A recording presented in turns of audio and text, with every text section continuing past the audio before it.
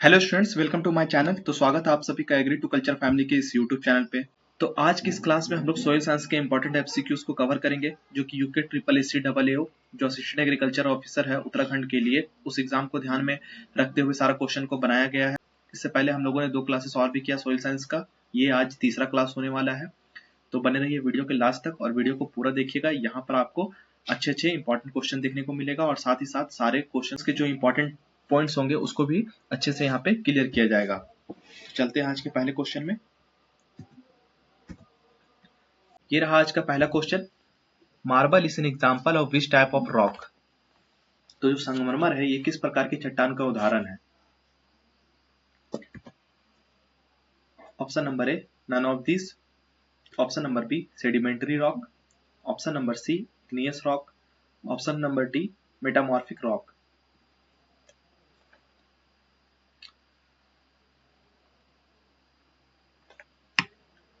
तो इस क्वेश्चन का जो सही आंसर है वो है आपका option number D metamorphic rock. जब मार्बल की बात करें तो इसका जो ये किसका एग्जांपल होता है, ये मेटामॉर्फिक रॉक का एग्जांपल होता है। Marble is formed by the metamorphism of limestone. तो अगर बात करें मार्बल के फॉर्मेशन का, तो ये मेटामॉर्फिज्म जो प्रोसेस होता है उसके द्वारा ही इसका फॉर्मेशन होता है। और अगर इसका पेरेंट रॉक के बारे में बात करें किससे प्राप्त होता है, तो वो है लाइमस्टोन। लाइमस्टोन से मार्बल को प्राप्त किया जाता है। High temperature and high pressure transform limestone into marble. यहाँ पर क्या होता है कि हाई टेम्परेचर और हाई प्रेशर के कारण जो लाइमस्टोन होता है, पेरेंट रॉक होता है, वो मार्बल में कन्वर्ट हो जाता है। तो इस चीज को आप याद रखेंगे। It is a non foliated metamorphic rock. और इसका अगर नेचर क्या है, तो ये नॉन फोलिएटेड टाइप का एक तरह का मेटामॉर्फिक रॉक है। Marble is mainly composed of calcite. अगर यहाँ पर मुख्य खनिज देखा जाए कि मुख्य इसमें क्या पाया जाता है, तो इसमें कैल्साइट पाया जाता है, जिसका फॉर्मूला होता है CaCO3। तो ये बहुत इंपॉर्टेंट है कि जो मार्बल होता है इसमें किस तरीके का खनिज पाया जाता है। तो इसका जो सही आंसर होगा वो है कैल्साइट।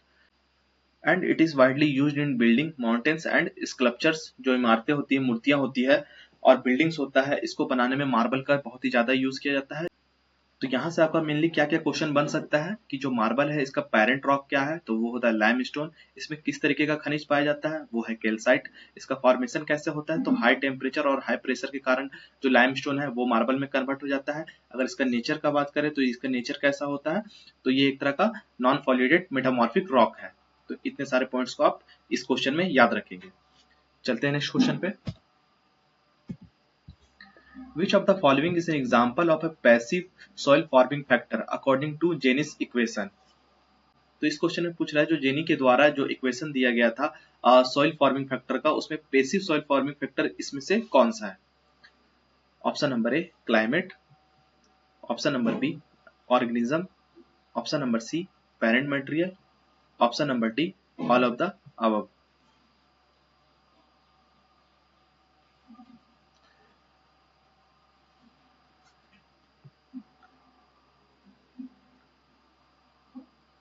तो इस क्वेश्चन का जो सही आंसर है वो आपका हो जाएगा ऑप्शन नंबर जो सी है, इसका सही आंसर हो जाएगा। जो पेरेंट मटेरियल है ये पैसिव सॉइल फॉर्मिंग फैक्टर के अंतर्गत आता है जेनी के इक्वेशन के द्वारा। The concept of soil forming factor was proposed by Hans jenny.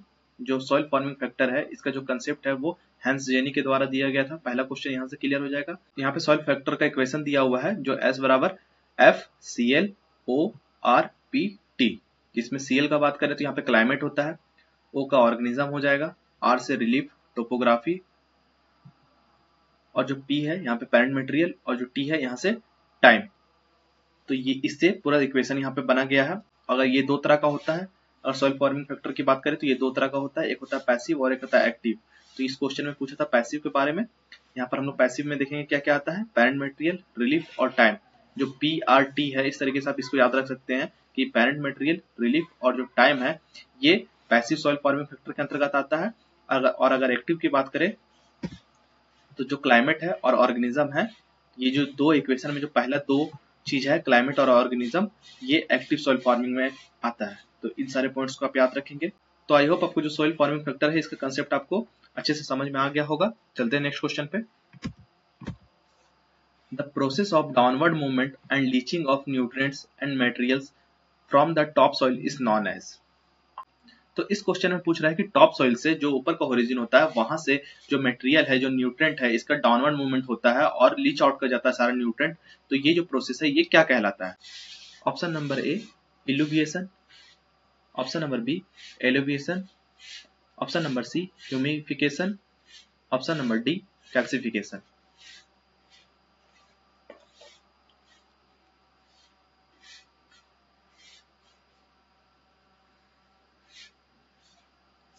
तो इस क्वेश्चन का जो सही आंसर है वो हो जाएगा आपका ऑप्शन नंबर बी एलिविएशन। अगर यहाँ पर बात करें कि टॉप सॉइल से जो न्यूट्रेंट है उसका लीच आउट होना, जो मटेरियल्स है उसका डाउनवर्ड मूवमेंट होना, तो ये जो प्रोसेस है ये एलिवेशन कहलाता है। इसका जो ऑप्शन नंबर बी है वो इसका सही आंसर हो जाएगा। तो यहाँ पे दो तरह का प्रोसेस देखने को मिलता है। एक यहाँ पे जहाँ पे होता है कि लॉस फ्रॉम अपर ओरिजिन, जो टॉप सॉइल से वहाँ पे मटेरियल का, न्यूट्रिएंट्स का लीच आउट कर जाना, डाउनवर्ड मूवमेंट कर जाना, तो ये प्रोसेस जो है जैसे कि मैंने बताया वो एलिवेशन कहलाता है। और ये जो लीच आउट करके डाउनवर्ड मूवमेंट में जाके जहाँ पे डिपोजिट होता है, गेन इन लोअर ओरिजिन, जहाँ पे डिपोजिशन होता है इसका, वो जो लेयर है वो कहलाता है इल्यूविएशन। इल्यूविएशन, इस चीज को आप याद रखेंगे। यहाँ पे इसका शॉर्ट फॉर्म से आप इसका ट्रिक याद रख सकते हैं एक तरह से, कि जो ई है यहाँ से एग्जिट होता है, एग्जिट फ्रॉम अपर लेयर, और जो आई है यहाँ से इनकमिंग होता है इनटू लोअर लेयर, वहां पे डिपोजिशन होता है। तो इस तरीके से आप इन दोनों को याद रखेंगे, बिल्कुल कंफ्यूज नहीं होना है। चलते हैं नेक्स्ट क्वेश्चन पे। नेक्स्ट है black cotton soil regular soils of India are rich in which type of clay minerals. तो इस क्वेश्चन में पूछ रहा है कि इंडिया का जो ब्लैक कॉटन सॉइल है, जिसे रेगुलर सॉइल के नाम से भी जानते हैं, उसमें किस टाइप के क्ले मिनरल्स की अधिकता होती है, सबसे ज्यादा देखने को मिलता है। Option number A kaolinite, option number B illite, option number C montmorillonite, option number D vermiculite.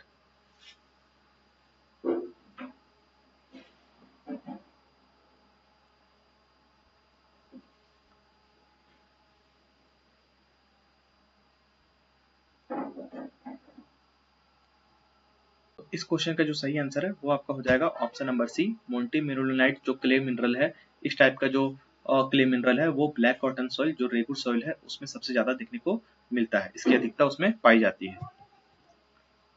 Black cotton soil regular soil is predominantly rich in montmorillonite clay mineral.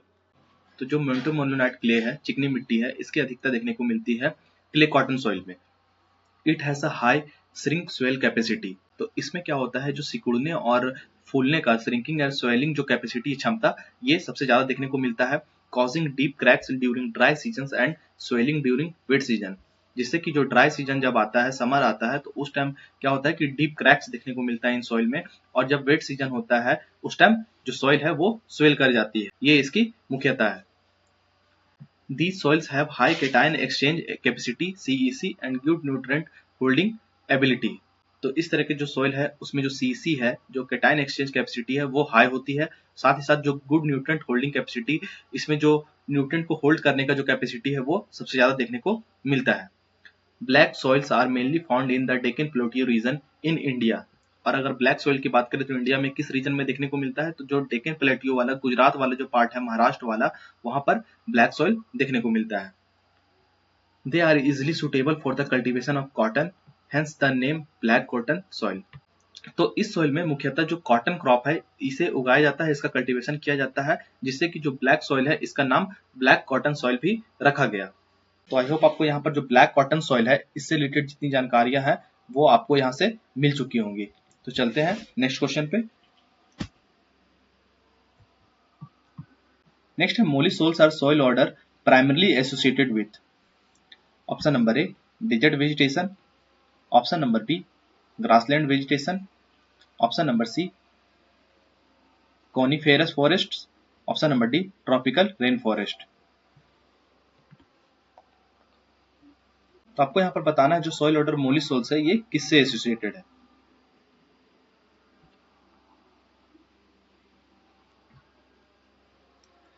तो इस क्वेश्चन का जो सही आंसर है वो है आपका option number B grassland vegetation.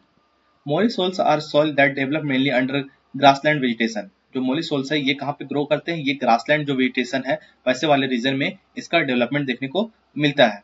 They possess a thick dark colour organic matter, rich surface origin called the mollic epipedon. और इसमें होता क्या है कि ये एक तरह का थिक लेयर होता है, ये डार्क कलर का होता है। और ऑर्गेनिक मैटर की बात करें तो इसमें ज्यादा देखने को मिलता है, जो कि मोलिक एपिपिडॉन कहलाता है। तो इस चीज को आप याद रखेंगे। Mollisols are among the most fertile soils in the world. अगर मोली सॉइल्स की बात करें तो ये सबसे ज्यादा फर्टाइल सॉइल, अगर वर्ल्ड में सबसे ज्यादा फर्टाइल जो सॉइल माना जाता है वो है मोली souls. These soils are extensively used for agriculture, especially for cereals and fodder crops. और इसका जो यूज है वो एग्रीकल्चर के लिए किया जाता है। स्पेशली अगर बात करें तो जो सीरियल्स क्रॉप होते हैं, फॉडर क्रॉप होते हैं, इनको कल्टीवेट इसमें किया जाता है। इसके लिए काफी उपजाऊ माना जाता है। चलते नेक्स्ट क्वेश्चन पे।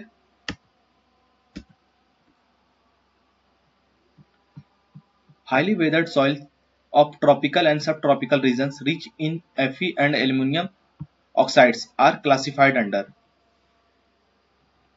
तो इस क्वेश्चन में पूछ रहा है जो ट्रॉपिकल और सब ट्रॉपिकल वाला जो रीजन है जहां पर आयरन, Fe और एल्यूमिनियम ऑक्साइड्स है उसकी अधिकता देखने को मिलती है, तो ये हाईली वेदर्ड सॉइल होता है। तो ये किस ऑर्डर में आता है? Option number A aridisols, option number B spodosols, option number C oxisols, option number D gelisols.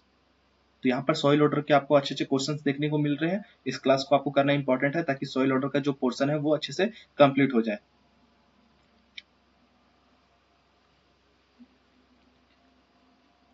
तो इस क्वेश्चन का अगर सही आंसर बात करें तो वो आपका हो जाएगा option number C ऑक्सीसॉल।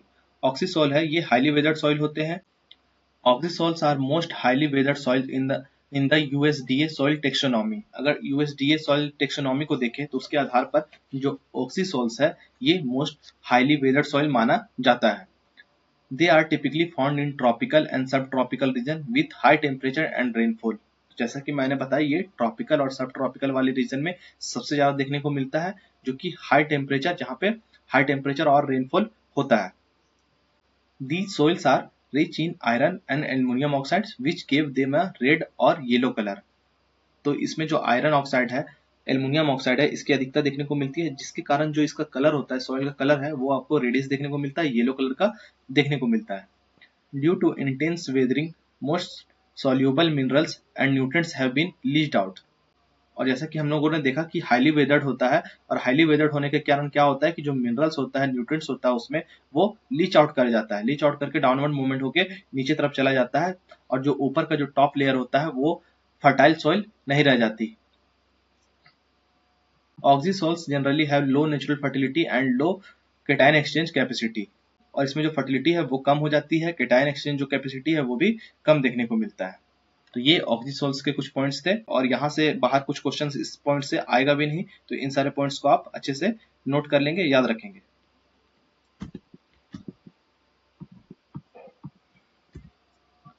Organic soils formed under waterlogged condition belong to the soil order.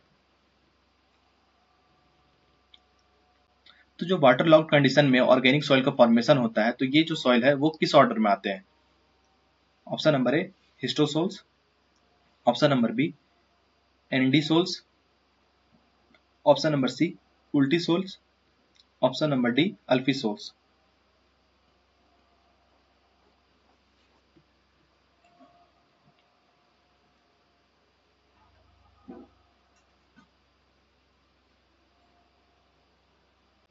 तो इस क्वेश्चन का जो सही आंसर है वो है आपका ऑप्शन नंबर ए। इसका सही आंसर हो जाएगा हिस्टोसोल। वाटर लॉग कंडीशन में जो सॉइल फॉर्मेशन होता है, ऑर्गेनिक सॉइल का फॉर्मेशन होता है, तो ये हिस्टोसोल्स जो सॉइल ऑर्डर है उसके अंतर्गत आता है। नेक्स्ट है what is the standard size of sand particles according to the ISSS International Society of Soil Science classification. तो इस क्वेश्चन में पूछ रहा है जो ISSS है, international Society of Soil science है, उसके अकॉर्डिंग जो सैंड है उसका जो पार्टिकल साइज है वो कितना होना चाहिए, कितना होता है? Option number A 2.02 0.2 mm, option number B 0.2 to 0.02 mm, option number C 0.02 to 0.002 mm, option number D less than 0.002 mm। तो इन चारों में से बताना है कि जो सैंड पार्टिकल है उसका स्टैंडर्ड साइज क्या निर्धारित किया गया है।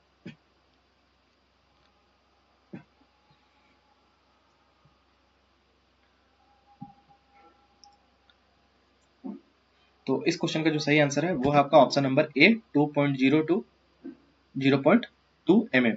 तो इस चीज को आप याद रखेंगे। According to the ISSS International Society of Soil Science classification, तो इस क्लासिफिकेशन के आधार पर देखें तो जो सैंड, सिल्ट और क्ले है, जो टेक्सचर होते हैं उसमें 3 तरह के पार्टिकल्स देखने को मिलते हैं, क्ले, सिल्ट और सैंड।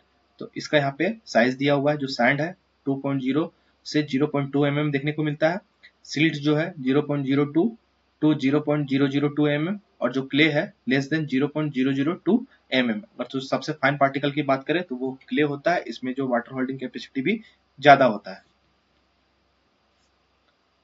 चलते हैं नेक्स्ट क्वेश्चन पे।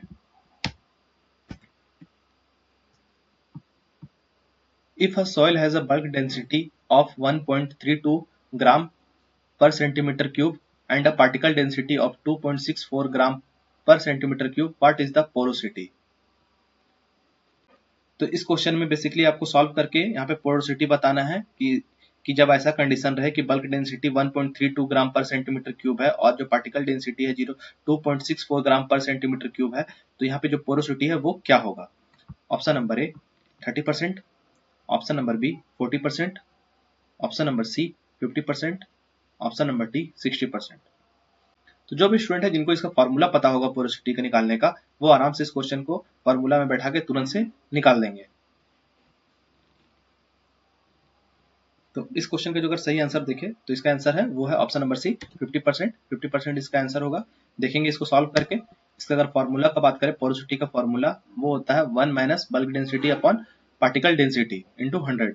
ये इसका फॉर्मूला होता है। बल्क डेंसिटी आपका दिया हुआ है 1.3 ग्राम पर सेंटीमीटर क्यूब, और जो पार्टिकल डेंसिटी है वो भी आपका दिया हुआ है 2.64 ग्राम पर सेंटीमीटर क्यूब। तो इसलिए आपको फॉर्मूला में इस चीज को बैठाना है, इसके मान को यहाँ रखना है, और आपका आंसर जो है वो 50% आ जाएगा।